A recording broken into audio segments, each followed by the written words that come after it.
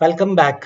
इस वीडियो में हम डिस्कस करेंगे right, left, mid, find, concatenate और टेक्स्ट फंक्शन के हवाले से, जिसके लिए हमारे पास एक टेबल मौजूद है और इस टेबल में पहला कॉलम एम्प्लॉय नंबर का है, दूसरा है एम्प्लॉय नेम्स का, तीसरा है फर्स्ट नेम, लास्ट नेम जो कि इस वक्त ब्लैंक है, फोर्थ कॉलम इज वेबसाइट जिसमें कि वेबसाइट का एड्रेस फिल्ड है, fifth column is domain name जिसको हमने यहाँ पे फिल करना है और ईमेल एड्रेसेस का कॉलम भी हमें फिल करना है। So let's start with the first name. हमारे पास यहाँ पे कंप्लीट नेम मौजूद है और इसमें से फर्स्ट नेम और लास्ट नेम को अलग अलग करना है, यानी राहुल और शाह को अलग अलग करना है। तो कैसे करेंगे? फर्स्ट नेम में मैं टाइप करता हूँ इज इक्वल टू लेफ्ट, ये आपको रिटर्न करता है लेफ्ट से उसको जितने कैरेक्टर कहेंगे उतने कैरेक्टर तक। मैंने टैब प्रेस किया, फंक्शन को एक्टिवेट कर लिया। अब ये दो चीजें हमसे रिक्वायर्ड कर रहा है, एक टेक्स्ट कि किस टेक्स्ट से आपने फर्स्ट नेम उठाना है, तो मैंने इसको रेफरेंस दे दिया B2 का। उसके बाद यहाँ पर आप नोट करें कि टेक्स्ट के बिल्कुल बराबर में एक छोटा सा कॉमा लगा हुआ है, यहाँ हम कॉमा प्रेस कर देते हैं क्योंकि एक्सेल की रिक्वायरमेंट है,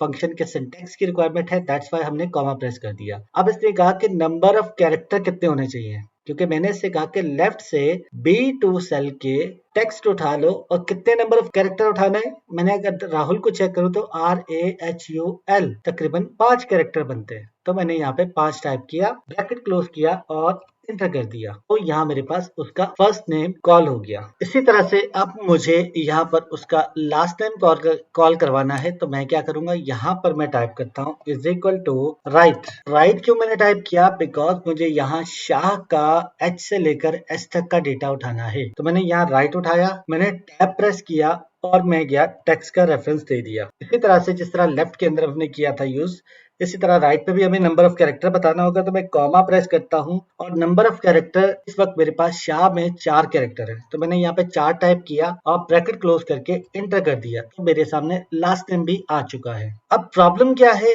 प्रॉब्लम ये है कि अगर मैं इसको यहाँ पर ड्रैग करता हूँ सेकंड नेम पे, थर्ड नेम पे और इसी तरह से सो ऑन करता हूँ, तो ये देखिए कि इसमें शुरू के 5 कैरेक्टर वाले नाम जो हैं वो तो उठा लिए, लेकिन जैसे ही मैं हर्षित शाह का डेटा उठाता हूँ तो ये सिर्फ हर्ष उठा रहा है। आप ये देखिए कि हर्षित चूंकि 6 कैरेक्टर या 7 कैरेक्टर पे बेस कर रहा है, तो इसने सिर्फ हर्ष उठाया है। सिमिलरली अगर मैं इसको भी ड्रैग कर लेता हूँ तो आप ये देखिए कि मेहता में से सिर्फ एहता उठाया, M छोड़ दिया।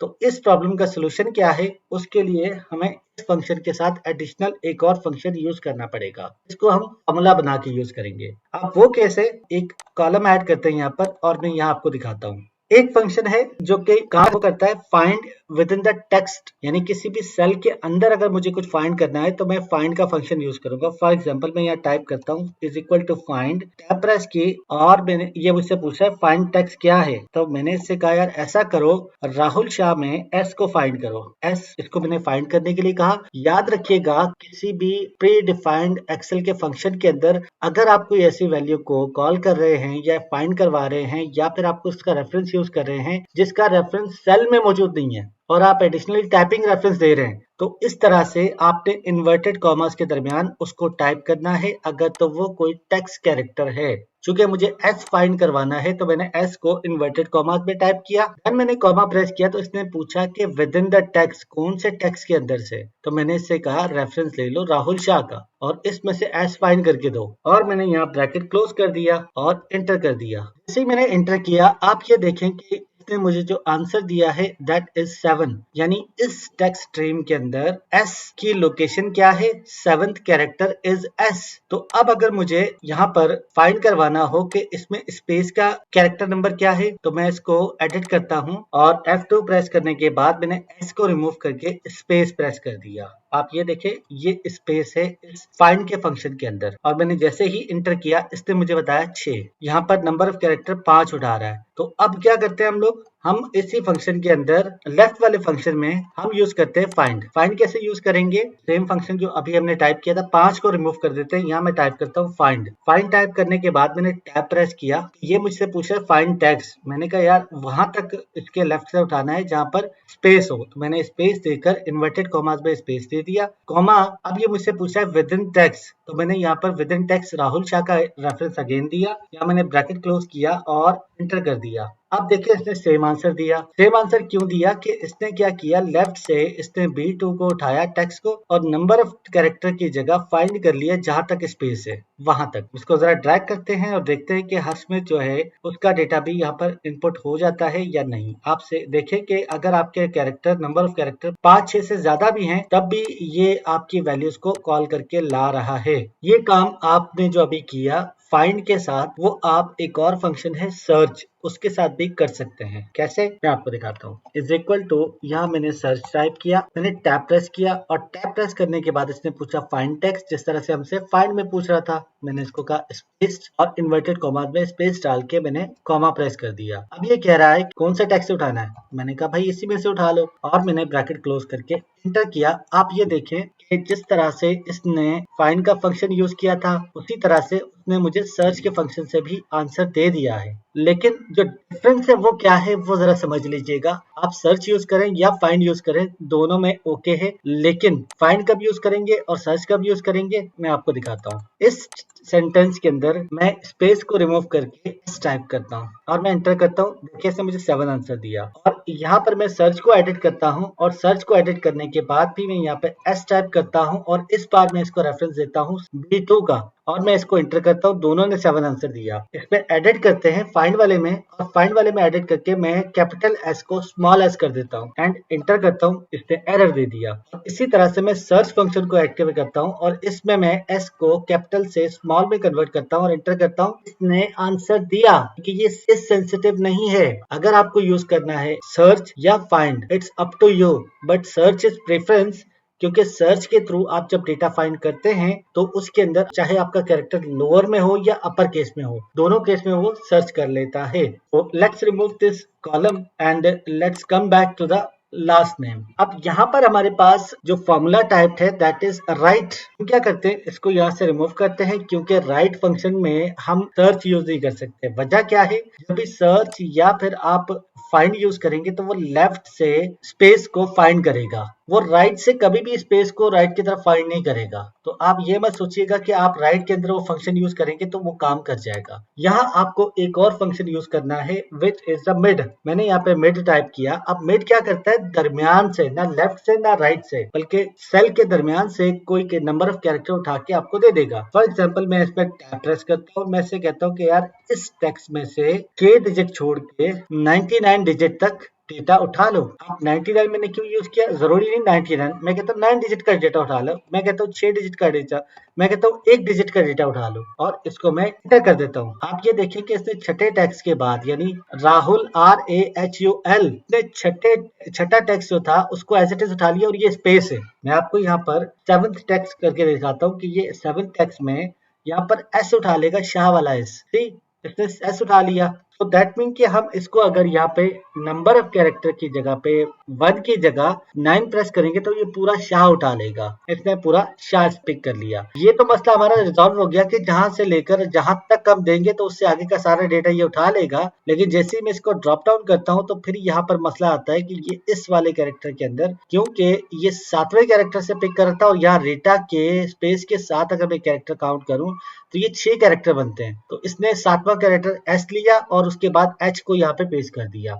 अब इस मसले का सोल्यूशन क्या है, इस मसले का सोल्यूशन ये है कि स्टार्ट नंबर की जगह पे हम यहाँ पे करवाते हैं अगेन फाइंड या सर्च का ऑप्शन। Let's type it. मैं यहाँ पे सर्च टाइप करता हूँ और सर्च टाइप करने के बाद मैंने इससे कहा कि फाइंड टेक्स्ट के अंदर स्पेस टाइप करो, कॉमा, और यहाँ पर राहुल शाह का रेफरेंस लो और ब्रैकेट क्लोज करके एंटर कर दिया। अब जैसे ही मैं एंटर करूंगा ये अब स्पेस के बाद के कैरेक्टर उठा रहा है। लेकिन अब आप ये देखें कि इसने शाह में एस से पहले एक स्पेस भी उठा लिया है। तो इसका सोल्यूशन क्या है, क्योंकि सर्च का आंसर क्या आता है पहले हम वो देख लेते हैं, सोल्यूशन की तरफ फिर आते हैं। मैंने यहाँ से सर्च का फंक्शन कॉपी किया और यहाँ is equal to sign press करके सर्च लगा दिया। ये वो सर्च का फंक्शन है जो हमने यहाँ पर मिड में यूज किया है। मैं इसको एंटर करता हूँ एंड देखिए ये 6 कैरेक्टर बता रहा है। अब 6 कैरेक्टर मतलब यहाँ पे 6 आंसर आएगा। तो हमने देखा था कि अगर हम यहाँ पे 6 आंसर देते हैं तो वो छठा कैरेक्टर उठा लेता है मिड के फंक्शन में।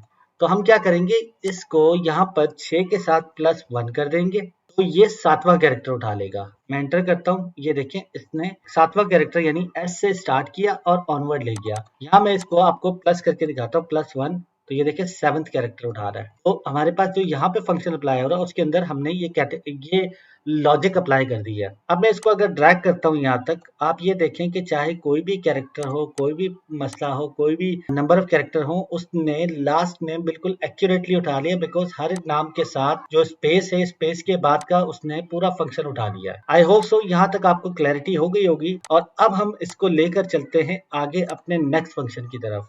हमने जो कवर किया है that is right, left, mid, find and search. इसके बाद हमारे पास कॉन्केटिनेट और टेक्स्ट दो फंक्शन बाकी हैं। तो before going to concatenate let me complete this domain name. वो कैसे होगा? Now you know that equal to, मैं यहाँ लगाता हूँ मिड लगाने के बाद मैं इस टेक्स्ट से लेता हूँ कॉमा, स्टार्ट नंबर इसने पूछा कहाँ से होना चाहिए, तो मैंने इससे कहा कि ऐसा करो, सर्च करो, और सर्च के अंदर टैब प्रेस करने के बाद मैंने इससे कहा फाइंड करो डॉट को, इन्वर्टेड कॉमा में डॉट लिखा और फिर मैंने इसको इसी सेल का रेफरेंस दिया एंड ब्रैकेट क्लोज कर दिया, 1 कर दिया एंड कॉमा लगा के मैंने इससे कहा कि 999 यानी सारे कैरेक्टर उठा लो।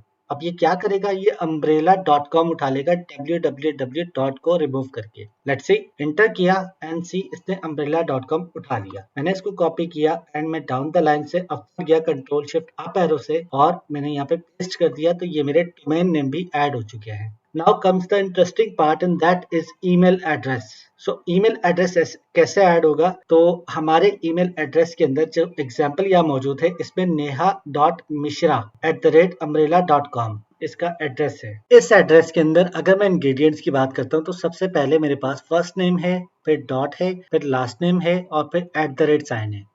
@साइन के बाद इसका umbrella.com यानी मेरे पास जो ये डोमेन नेम है ये आ जाएगा। तो ये जो जॉइंट है टेक्स्ट का, डिफरेंट टेक्स्ट सेल का, ये किससे बनेगा? ये बनता है कॉन्कैटिनेट से। यहाँ हम एग्जाम्पलीफाई करने के लिए टाइप करते हैं कॉन्कैटिनेट, और कॉन्कैटिनेट टाइप करते ही ये मुझे बता रहा है कि join several text strings into one text strings। मैंने टैब प्रेस किया और इसको मैंने राइट का रेफरेंस दिया, कॉमा, देन लेफ्ट का रेफरेंस दिया एंड मैंने ब्रैकेट क्लोज करके एंटर कर दिया। आप ये देखें कि इसने इन दोनों सेल को ज्वाइन करके यहाँ पे पेस्ट कर दिया। अब ये पेस्ट तो हो गए लेकिन इनके दरमियान में डॉट नहीं है। इसके दरमियान डॉट कैसे आएगा उस पे भी अभी डिस्कशन करते हैं, लेकिन उससे पहले मैं आपको ये बता दूं कि कॉन्कैटिनेट का एक साइन भी है विच इज एंड साइन। तो आप एंड साइन यूज करके भी कॉन्कैटिनेट यूज कर सकते हैं। आप यहाँ टाइप करें इज इक्वल टू, आपने राइट पे क्लिक किया, यानी अब आपने यहाँ पे कॉन्कैटिनेट टाइप नहीं किया बिकॉज इसकी स्पेलिंग बहुत लॉन्ग है। आपने राइट वाले सेल पे क्लिक किया एंड आपने यहाँ पे एंड का साइन प्रेस कर दिया। एंड का साइन प्रेस करने के बाद आपने लेफ्ट पे क्लिक कर दिया। अब आप इसको इंटर करें तो आपको सेम आंसर देगा। इसी एंड के साइन को यूज करते हुए हम यहाँ पे लॉजिक लगाएंगे।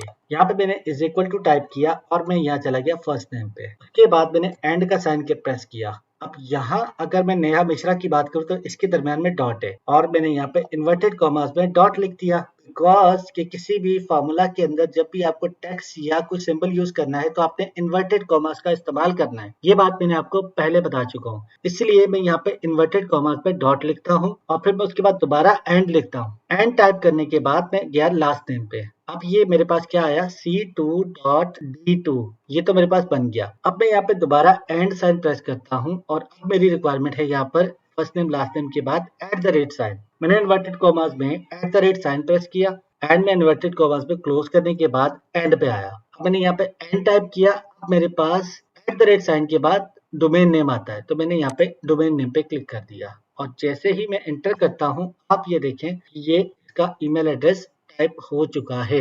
इसको मैं यहाँ से डबल क्लिक करता हूँ, पे double click and then double click, और ये मेरे तमाम लोगों के ईमेल एड्रेसेस बन चुके हैं। अब यहाँ बात करते हैं टेक्स्ट फंक्शन की। टेक्स्ट फंक्शन के वैसे तो बहुत सारे काम हैं, लेकिन इस वक्त जो हम फंक्शन यूज कर रहे हैं वो इन न्यूमेरिक वैल्यूज को टेक्स्ट वैल्यू में कन्वर्ट करने के लिए, बिकॉज ये एम्प्लॉय नंबर है। हमारी रिक्वायरमेंट ये है कि इसको 4 डिजिट में कन्वर्ट करना है। तो 4 डिजिट में कन्वर्ट करने के लिए मैंने टाइप किया इज इक्वल टू यहाँ पर और मैंने टेक्स्ट टाइप कर लिया, प्रेस किया और टैब प्रेस करने के बाद मैंने इसको सेल का रेफरेंस दिया यानी A2 का रेफरेंस, कॉमा प्रेस किया। इसने कहा कौन से फॉर्मेट पे आपको टेक्स्ट चाहिए, तो मैंने कहा इन्वर्टेड कॉमास में 1 2 3 4, इन्वर्टेड कॉमास में 4 दफा 0 प्रेस करो, यानी कि ये 4 दफा 0 का मतलब है ये 4 डिजिट में ले आओ नंबरिक वैल्यू को और इसका ब्रैकेट क्लोज कर दो। अब ये देखिएगा ये जो 1 लिखा हुआ है इसके शुरू में 3 0 ऐड करके दे देगा। के नीचे अगर मैं टाइप करता हूँ, इसकी जरूरत क्यों है, क्योंकि मैं टाइप भी तो कर सकता था। आप देखें मैं यहाँ टाइप करता हूँ 301। और जैसे ही मैं इसको एंटर करूंगा तो एक्सेल बेसिकली न्यूमेरिक वैल्यूज को राइट पे प्लेस कर देता है और उसकी शुरू के जीरो को रिमूव कर देता है। लेकिन अगर हमारा एम्प्लॉय कोड ही 0001 है, शुरू के जीरो कैसे आएंगे? वो आएंगे आपके टेक्स्ट फंक्शन से। इस पे मैं यहाँ पर डबल क्लिक कर देता हूँ और मेरे सारे एम्प्लॉय कोड्स मेरे पास आ चुके हैं। मैंने इसको यहाँ से कॉपी किया, इसको यहाँ पे स्पेशल वैल्यू कर दिया। And that's all for this lecture. इस लेक्चर में आपने काफी सारे टेक्स्ट फंक्शंस देखे हैं। इन टेक्स्ट फंक्शन की जब तक आप प्रैक्टिस नहीं करेंगे तब तक ये आप लोग इस पे यूज टू नहीं होंगे। और हमने सिर्फ इस पे यूज टू नहीं होना होता। एक्चुअली एक्सेल में कमाल ये नहीं कि आपको कितने फंक्शंस आते हैं। एक्सेल में कमाल ये है कि जब आपको किसी फंक्शन का काम पड़े तो आपको ये पता हो कि वो काम किस फंक्शन से मैं परफॉर्म कर सकता हूँ। जिस दिन ये रिकॉल होना शुरू हो गया माइंड में, उस दिन आप समझे कि आपका एक्सेल अब बेहतर होता चला जा रहा है। अदरवाइज सिर्फ नॉलेज को गेन करना और उसको माइंड में रिटेन कर लेना, it is not sufficient. So best of luck and I will see you in the next lecture.